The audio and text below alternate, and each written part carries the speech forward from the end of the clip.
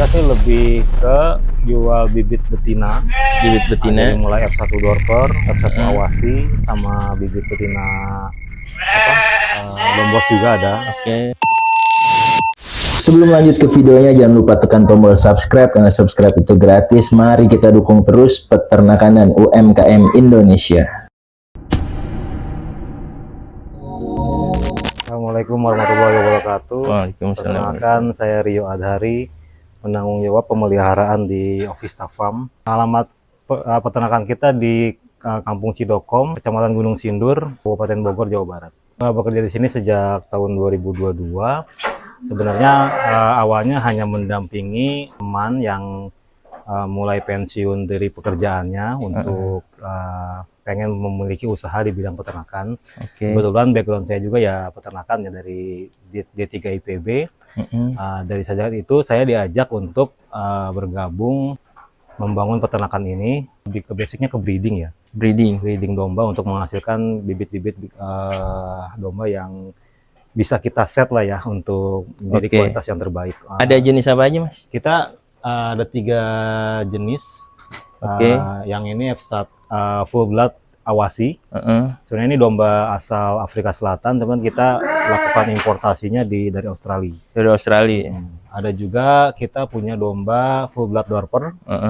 Itu juga sama, importasi dari Australia. Jantannya ada yang Texelan atau Dombos lah ya. Dombos, oke. Nah, untuk jenis betinanya yang kita pelihara adalah betina Garut, domba Garut, betina cross Texel, sama betina lokal. Memilih domba impor karena mengharapkan genetik dari luar itu kan besar-besar ya. Nah, untuk mengupgrade dari genetik lokal kita yang kecil lah istilahnya ya. Jadi dengan persilangan itu diharapkan bisa memperbaiki keturunan genetik dari domba lokal kita yang kurang. Kalau domba sih relatif lebih kuat ya dibandingkan ternak yang lain seperti kambing atau sapi. Cuman kalau untuk masalah penyakit kayak pink eye, PRRS, yang paling berat penanganan kelahiran sih ya. Karena kita breeding, jadi di penanganan kelahiran tuh harus bisa menghandle dengan baik untuk mencegah penyakit-penyakit setelah kelahiran. Si cempenya itu ya?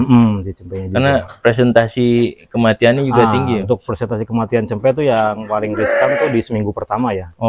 Seminggu pertama itu kita benar-benar harus intensif memonitoring supaya si cempe itu mau minum susu ke induknya. Kalau perawatan cempe sih sebenarnya berdasarkan naluri si ibunya ya.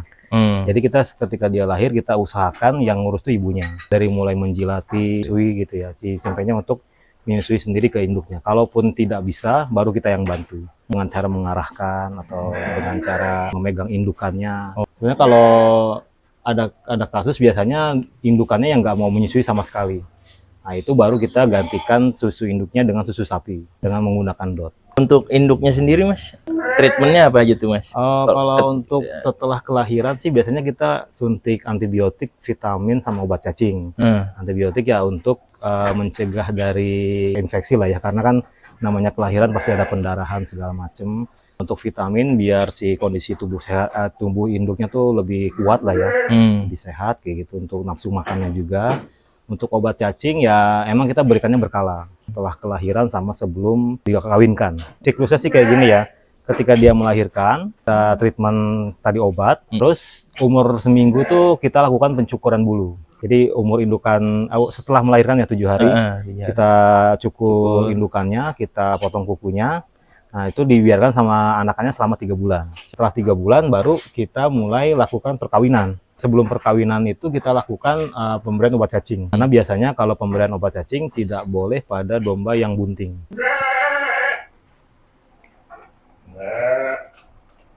Ini kandang breeding khusus Dorper ya.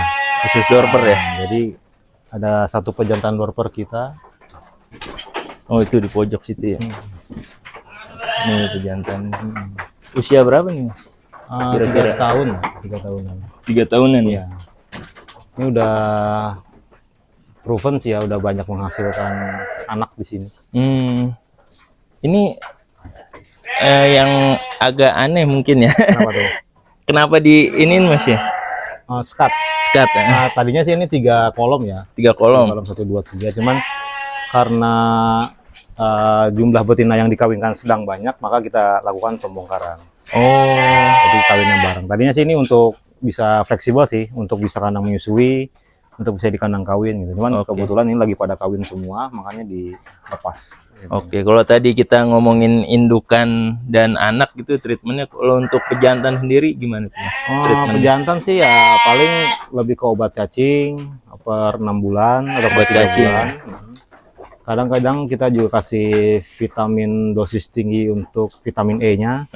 Karena kan dia menghasilkan spermatozoa yang bagus tuh harus di treatment juga ya. Oh, jamu-jamu gitu dikasih nggak sih? Jamu sih jarang sih ya sebenarnya. Kalau tergantung dari kondisi aja sih. Tapi jarang. Masa kawinnya gimana tuh kalau pejantan itu diistirahatkannya tuh kapan? Ini sih sebenarnya tergantung keadaan ya. Kalau sekarang ini kan kita sistem kawinnya selalu menambahkan domba baru ketika ada yang mulai di sapi. Jadi sebenarnya si domba ini tidak ada istirahatnya. Oh, nggak ada istirahatnya? Tidak ada istirahatnya selama ada betina baru yang masuk, betina baru sapi yang masuk. Ada siklus birahinya nggak sih, Mas, kalau jantan? Kalau jantan sih dia lebih ke mendeteksi mana betina yang birahi ya. Karena yang siklus birahi itu adanya di betina. Oh, siklus birahi itu ada di betina ya? Satu siklus itu biasanya 17 sampai 21 hari lah. 17 sampai 21 hari. Ini koloninya berapa banding berapa nih, Mas? Ini maksimal 1:20. 1:20 dengan waktu maksimal 60 hari. Oke. Cuma untuk case ini kita kan nggak jual buntingan gitu ya. Artinya memasukkan domba betina nggak barengan. Jadi di sini lebih mana yang siap kita masukkan. Kalau udah kelihatan bunting kita tarik keluar. Oh gitu. Jadi secara jumlah ini sekitar 21 atau 22. Cuman dia nggak siap bareng semua. Jadi, perkiraan kita lebih dari 15 sudah mulai bunting. Jadi nggak digarap sama pejantannya. Oke.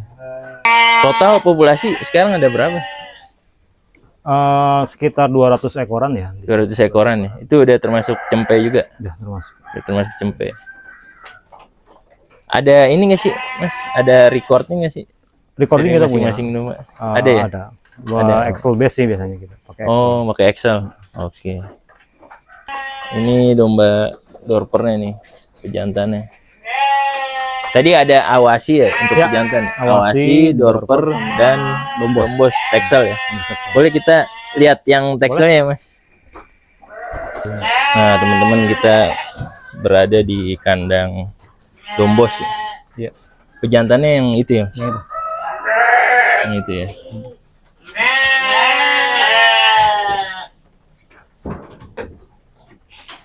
Kalau dombos ini kan lokal, Mas ya? Iya, lokal. Kita beli langsung dari Wonosobo. Dari Wonosobo langsung ya? Iya. Jadi dari 3 pejantan ini yang lokal satu dombos. Yang impor 2. Yang impor 2 ya. Keutamaan dombos itu apa sih, Mas? Kalau boleh tahu, Mas? Lebih ke ini sih ya. Besarnya gitu ya? Besarnya sih, lebih ke besarnya. Frame-nya. Karena dombos nih walaupun lokal tapi besar ya. Sebenarnya ada turunan Texelnya juga, Mas ya? Emang awalnya dulu Texel yang dikawinkan sama domba batur ya. Domba batur ya. Di zaman Pak SBY itu nggak salah ya? Iya. Kalau kesini.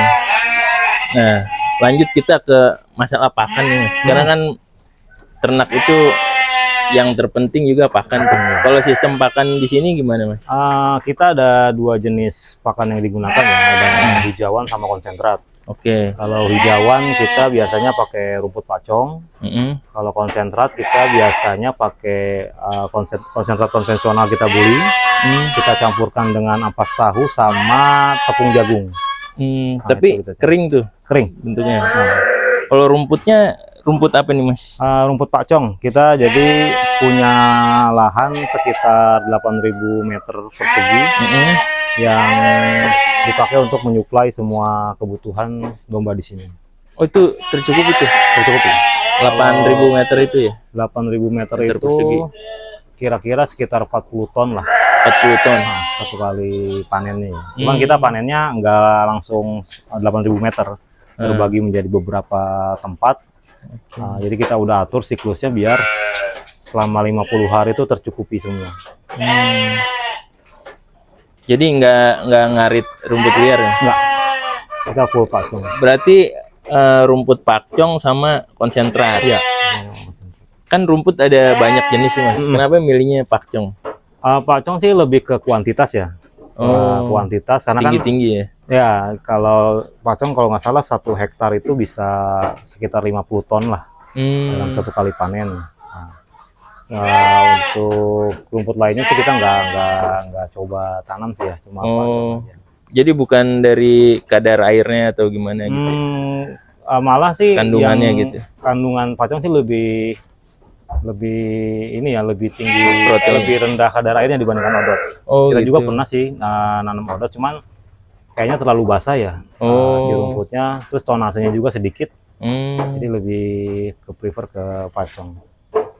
Kalau konsentrat tuh fungsinya untuk apa tuh Mas? Konsentrasi kita untuk memenuhi kebutuhan protein sama TDN. Nutrisi ya? Nutrisinya lebih penuh. Kalau ke pakcong kan lebih ke kebutuhan serat lah ya. Oke, siap. Gede banget ya. Ini TB-nya berapa nih Mas? TB-nya tinggi badan 80 ada ya? Kayaknya sih 80-90 mungkin. Gede banget. Nah, di sini bisnisnya gimana nih Mas? Bisnisnya yang dijual apa aja gitu? Kita sih lebih ke jual bibit betina. Bibit betina. Dari mulai F1 Dorper, F1 Awasi, sama bibit betina Lombos juga ada. Kalau untuk jantannya kita lebih ke buat kurban sih. Buntingan juga jual ya? Buntingan jual kalau ada permintaan ya. Oke.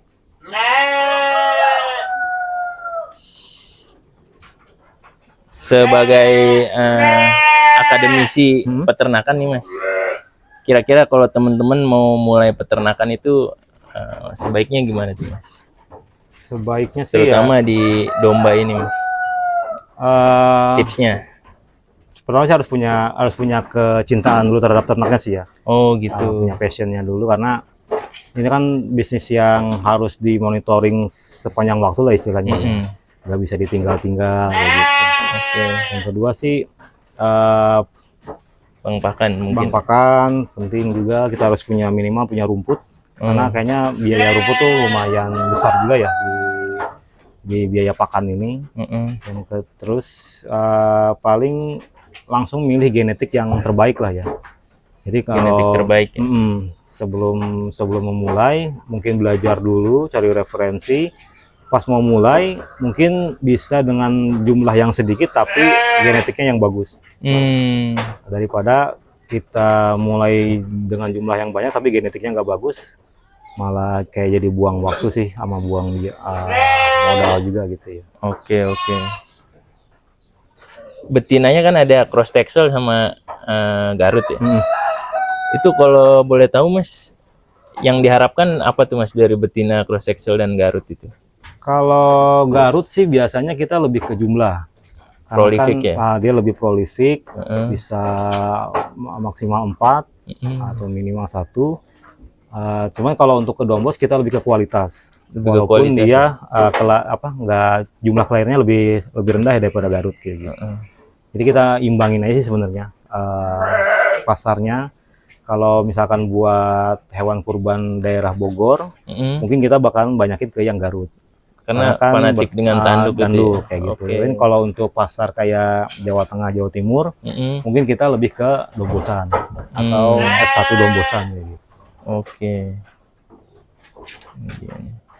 F1 Dombosan. Oke, Mas Rio, mungkin itu dulu yang bisa saya tanya-tanya. Dan terima kasih banyak nih, udah banyak penjelasan juga. Kalau misalnya ada teman-teman yang mau belajar gitu ke sini, boleh, silakan datang. Boleh ya? Datang. Tadi belum nyebutin nomornya Mas, mungkin bisa di-share Mas nomornya. Nomor saya 0858 854 98363. Mas Rio kandang Ovista ya. Terima kasih banyak Mas. Sampai ketemu lagi teman-teman. Yang belum subscribe jangan lupa subscribe, Karena subscribe itu gratis, mari kita dukung terus peternakan dan UMKM Indonesia.